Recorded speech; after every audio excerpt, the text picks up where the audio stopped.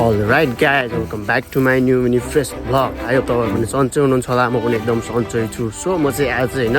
टक्क लाएर अस्ति यत्रो लङ्गाई छ के त्यो लङ्गाई खान आएको लङ्गाई अस्तिदेखि मैले राखेको थिएँ एउटा छुपाएर झन् त्यो लङ्गाई खान आएको आज चाहिँ म चाहिँ हैन सो हैन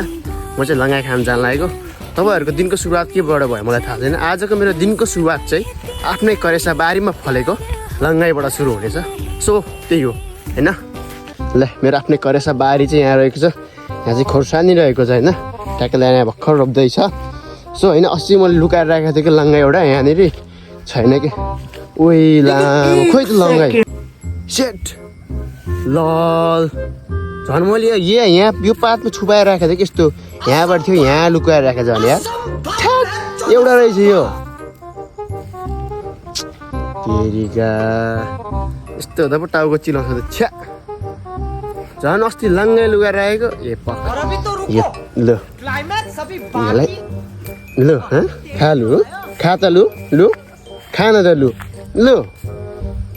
झन् मैले चाहिँ लुगाएर राखेको छैन क्या लङ्गाई त्यो रिस उठेको गाई चाहिँ ल यहाँ रहेछ त्यही रिसको झोकमा यही खानु पर्यो ल यही खानु पर्यो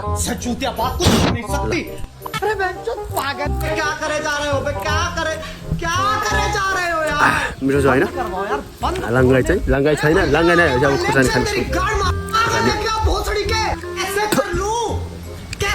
मिठो छ सो आजको भ्यू चाहिँ यस्तो रहेको छ तपाईँहरू देख्नु सक्नुहुन्छ होइन पानी पर्न लागेको छ कि टक्क लाग्यो होइन